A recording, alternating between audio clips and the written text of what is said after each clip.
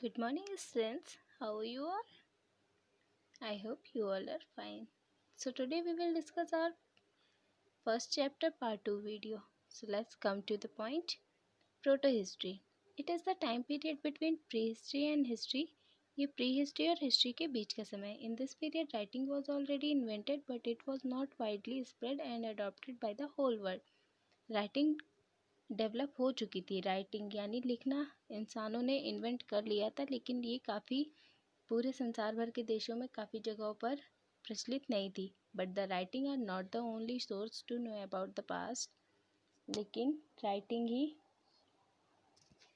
एकमात्र सोर्स नहीं था हमारे पास्ट को जानने के लिए. There were less of writing in that time and more of monuments, structures, drawing pattern and pottery works, some of which can be seen in museum all around the world. Writing बहुत ही कम use की जाती थी. उसकी जगह पर monuments, structures, drawing patterns और pottery work use किया जाता था पास्ट को दर्शाने के लिए. लोग अपने अपने कल्चर को कहीं पर स्ट्रक्चर्स बनाकर या ड्राइंग करके अपना पास्ट दिखाते थे या अपने बारे में प्रदर्शित करते थे लोगों को. और इसके काफ़ी सारे एग्जाम्पल्स हमें आजकल संसार भर के जितने भी म्यूजियम्स हैं वहाँ पर कहीं ना कहीं देखने को मिलते हैं. This time period ended when people started recording events properly and some of them studied about it and become historians. इस समय काल के अंत होने तक लोग प्रॉपरली इवेंट्स को, घटनाओं को रिकॉर्ड करने लगे थे, यानी कहीं ना कहीं लिखने लगे थे या फिर ऐसा कुछ स्ट्रक्चर या ड्राइंग बनाते थे जिससे उनको उस इवेंट्स की याद आती थी. और इसके बारे में कुछ लोग अध्ययन करते थे तो उन्हें हम हिस्टोरियंस बोलते थे. Facts and information. A historian is a person who studied and researched about the events and people in human history. These events and people are recorded for a special reason. Now let's come to next point, history. The time after the invention of reading and writing was adopted by the most of the world till now fall under the period of human history. History ये उस समय का time है. ये आज भी हमारे time पर हिस्ट्री का ही पीरियड चल रहा है. इट मीन्स लोग लिखना भी जानने लगे थे और ये काफ़ी संसार भर में काफ़ी जगहों पर प्रचलित हो चुका था और अब यहाँ तक कि आज तक हमारी ह्यूमन हिस्ट्री में यूज़ किया जाता है. They had no paper sheet and pens to write at that time, so they usually carved on a stone pillar, wall or a big rock.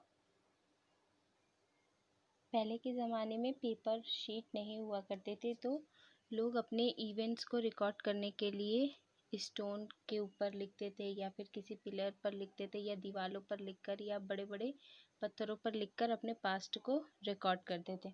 जैसा कि हमने देखा होगा अशोका पिलर आयरन का पिलर है.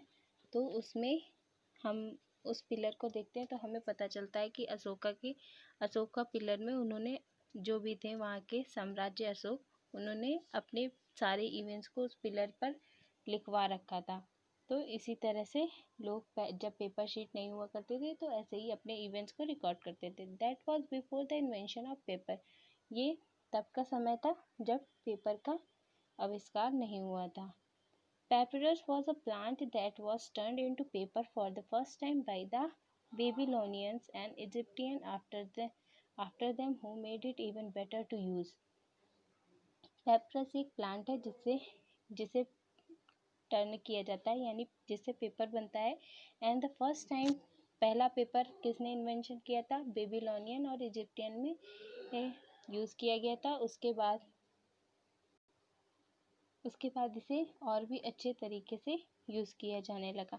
The first paper was made around 3000 BC. सबसे पहला paper 3000 BC पहले बना था.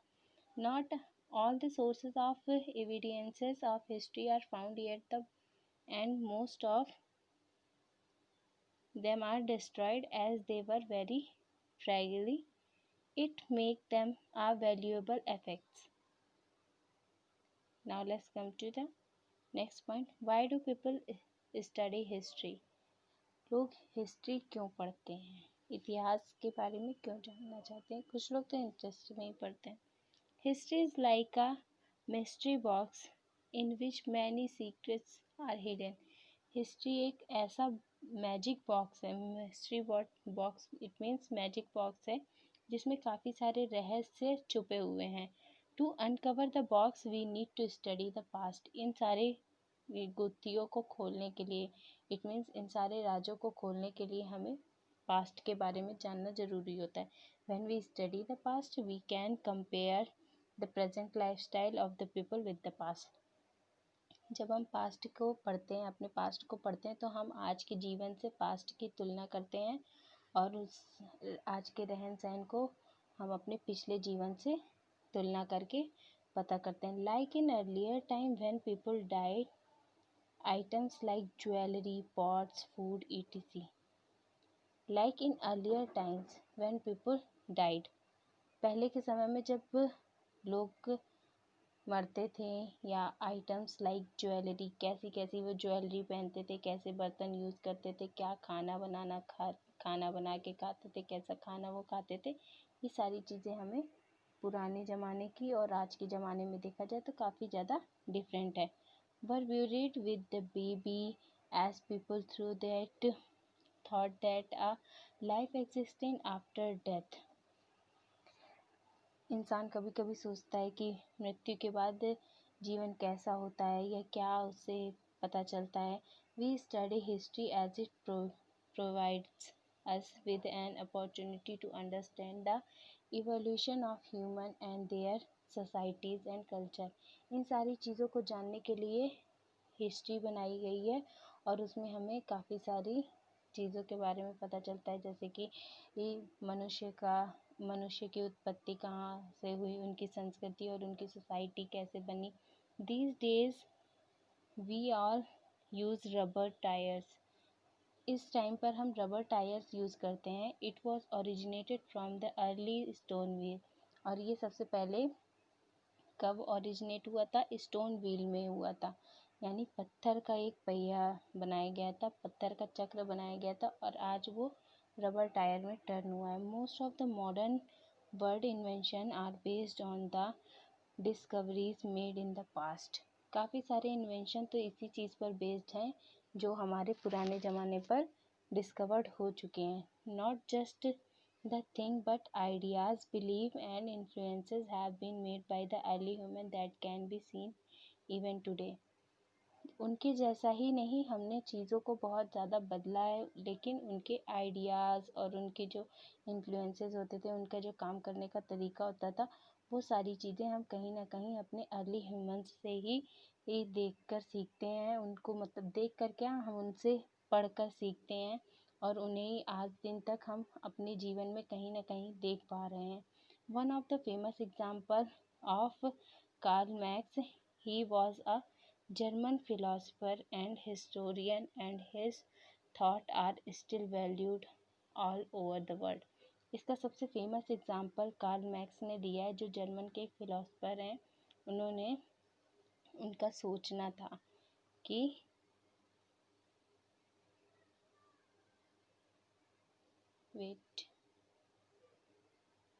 तो जर्मन जो फिलोसफर थे, उनकी सोच को आज भी पूरे संसार भर में सराहा जाता है और उनकी सोच पर काम भी लोग करते हैं। Facts and information. Bhagat Singh was highly influenced by thought and ideologies of Karl Marx. Any place where human activity occurred and where artifacts are found is called an archaeological site. There are two kinds of archaeological sites, prehistoric and historic. Role of geography in history. Geography has played a vital role in India's history. India is protected by the Himalaya in the north. Geography has played a vital role in India's history. हमारा भूगोल, geography means भूगोल, भूगोल का इतिहास में क्या काम था? हमारे भूगोल की काफ़ी महत्वपूर्ण भूमिका रही है हमारे भारत के इतिहास में। India is protected by the Himalayas in the north. I hope you are able to understand in this paragraph because it is very written in very simple language. When you have any confusion, then ask to me, okay?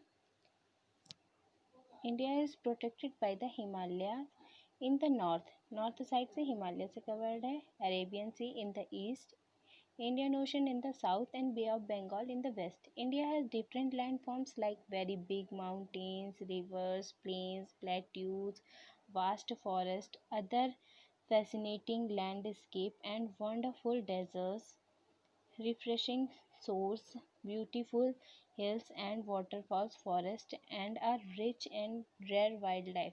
There are several number of river system in India as well. The name is derived from the name of Indus River. India का name Indus river के नाम से ही पड़ा है. Around 4700 years ago, some of the earliest civilization initiated on the bank of Indian River.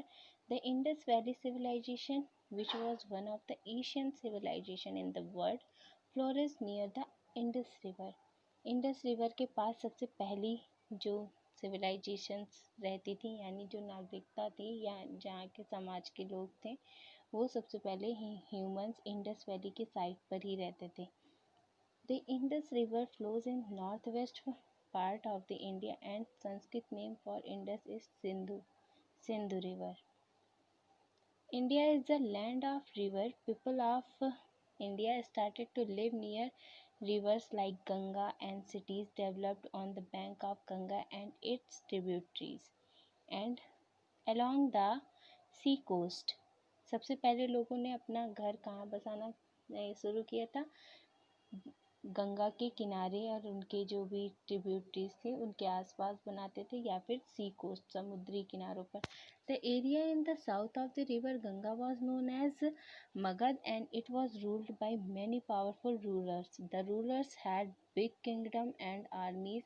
Most of the men marched in the armies. Some of them were traders and transported goods from one place to another. Other people were sculptors, potters, craftsmen, builders, healers, fishermen, farmers, ironsmiths, etc. और यहाँ पर रहने वाले other लोग थे sculpture, potters, craftsman and builders, healers, etc. Geography also determines the population and development seen in the particular area. The area which lack favorable condition required for a good living are especially polluted, whereas the area with favorable condition is densely populated. I hope you are able to understand. अब आ जाते हैं history timeline. A timeline is used to represent the date in the history and present on a single line. It's just like a number line. As we move left on the timeline, we go back in time. Similarly, when we move right on the timeline, we go forward in time. While talking about the events in history, we denote the date and years with BC and AD. BC and AD indicate the time before and after the birth of Christ respectively.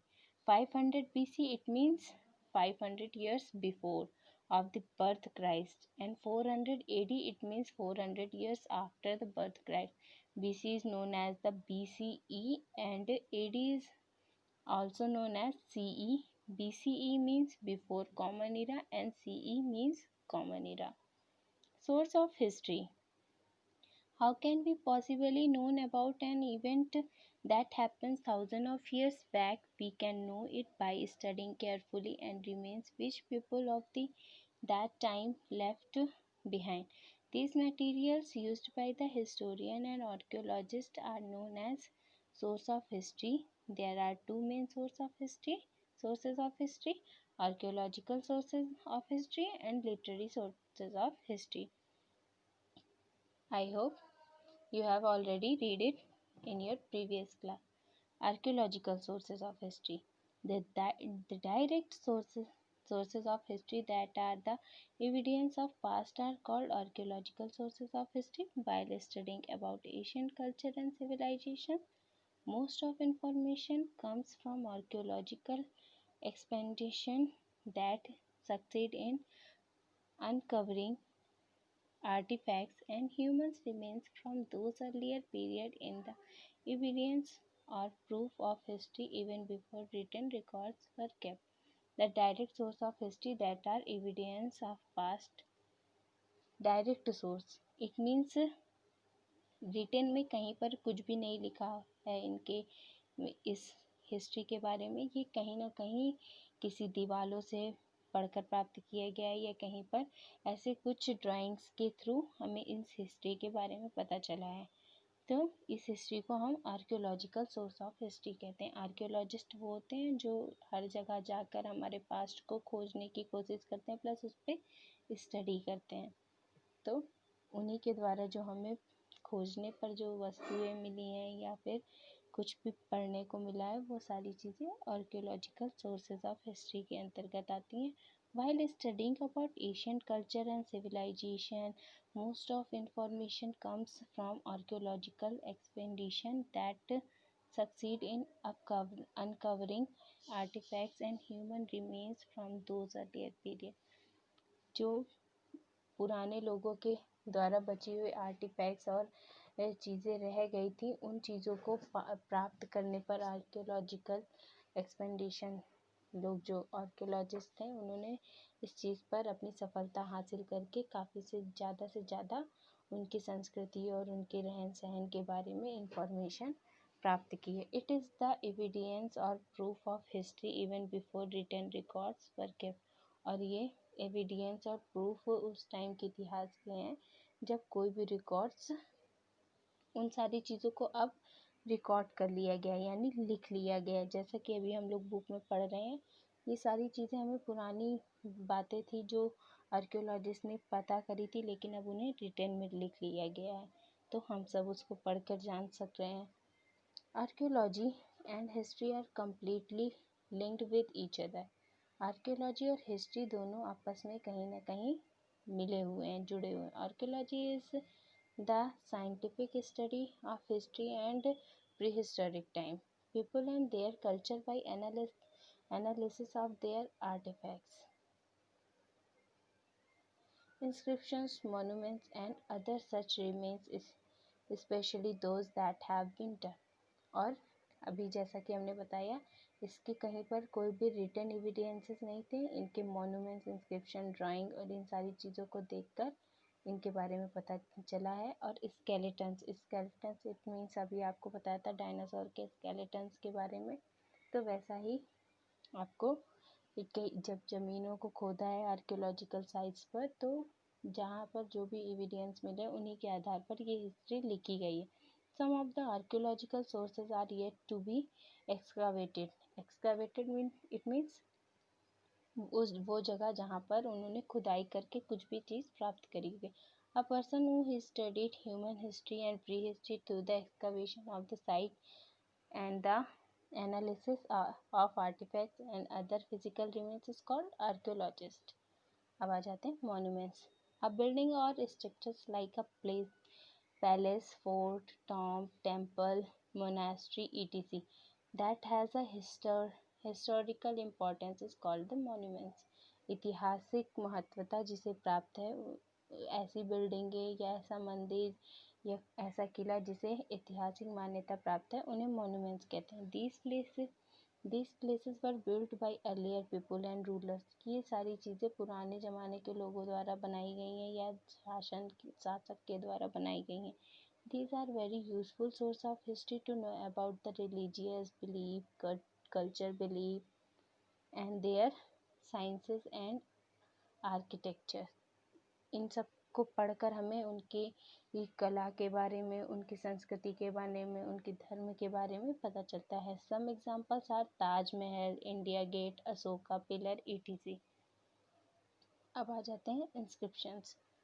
A piece of text covered on a solid surface like a wall or a rock is called the inscription। Early people used to carve on rocks, clay and copper tablets, pillars, wall or temple and tombs, etc।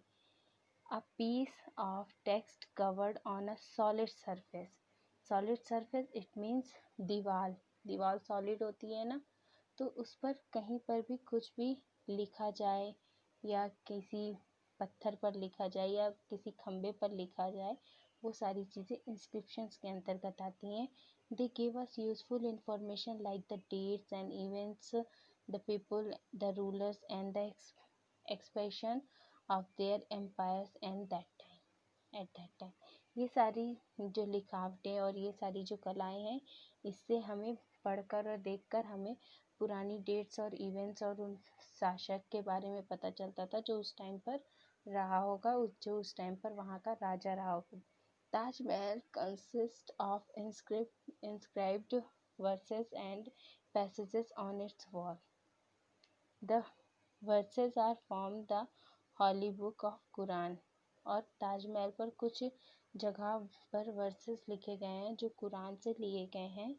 These verses and passages were inscribed by अमानत खान. और ये किसके द्वारा लिखे गए हैं passage?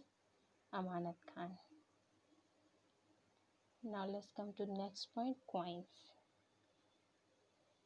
We all know what coins are. हम सबको पता है coins क्या होते थे, किस तरह, लेकिन coins की एक इम्पोर्टेंस होती थी.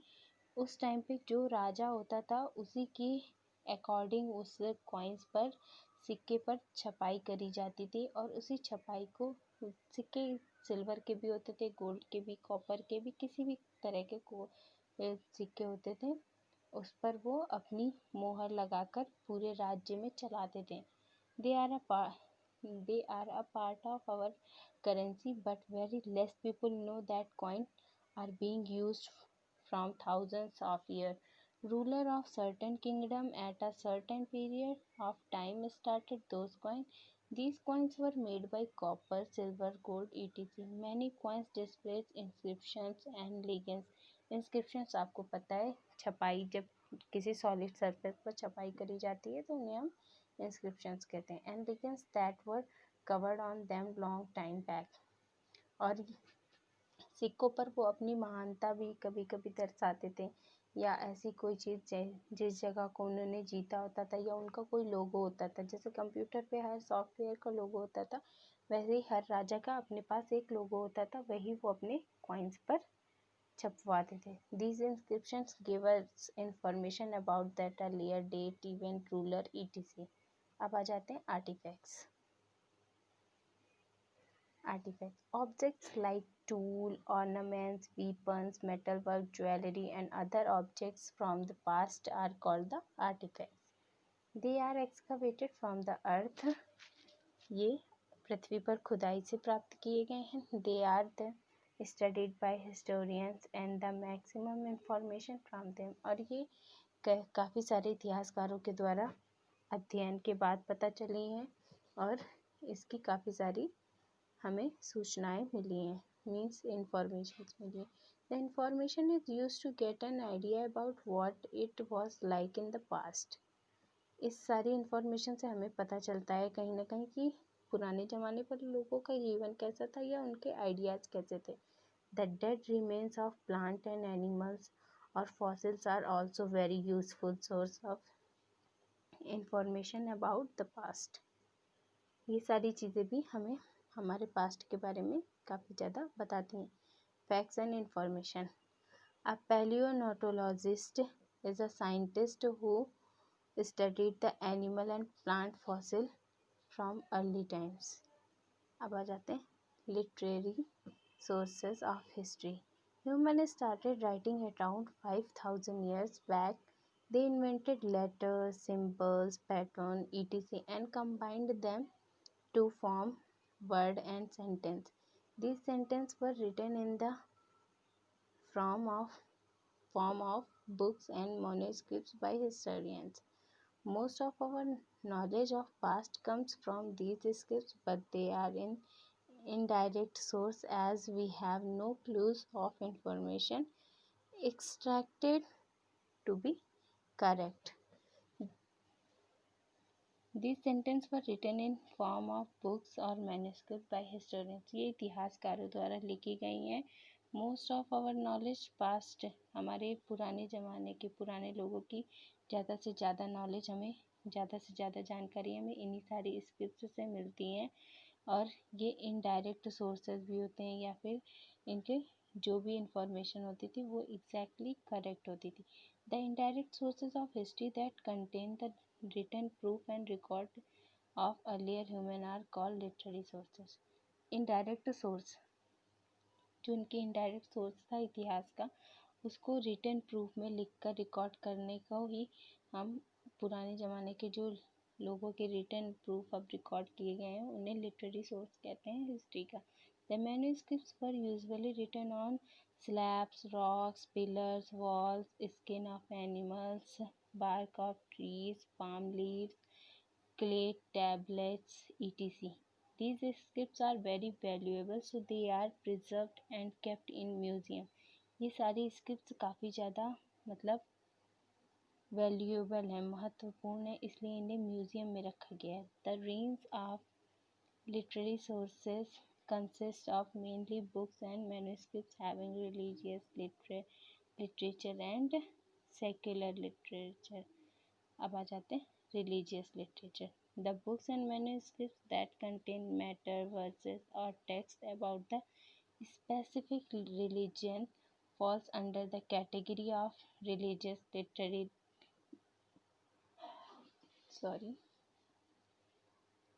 किताबों पर जो मैन्युस्क्रिप्ट्स लिखी गई हैं लाइक वेद, उपनिषद, अंश एंड त्रिपिटकस, ये सारी जो फेमस हैं धार्मिक ग्रंथ हैं, ये सारे इन्हें लिखे गए हैं, तो ये रिलीजियस लिटरेचर के अंतर्गत आते हैं। The most popular ones are the Ramayana and the Mahabharata. Ramayana, Mahabharata, Upanishad, Ved, ये सब हम जानते हैं। And the Gita. These kind of texts help us in a better understanding of religion, practice and the reasons behind them. अब आ जाते हैं secular literature. Some books that contains non-religious matter like such as autobiography, biography, poems, play, court chronicles and text on politics, science and healing falls under a category of secular literature. Secular literature मतलब हम किसी इंसान के बारे में लिखी गई होगी, किसी एक राजा या महाराजा के बारे में या महान पुरुषों के बारे में लिखा गया होगा उसमें, तो वो सेकुलर लिटरेचर के अंतर्गत आती है। Some examples of secular literatures are Harshacharitra. Harshacharitra में बायोग्राफी लिखी गई है किंग हर्षवर्धन, और ये रिटन बाय बाना भट्ट, बाना भट्ट के द्वारा लिखी गई है। And next one is Abhijnana Shakuntalam by Kalidasa and Arthashastra by Kautilya. तो now our chapter 1 is finished. I hope you have read it by yourself and you have to read this chapter very carefully. Now thank you. Have a nice day.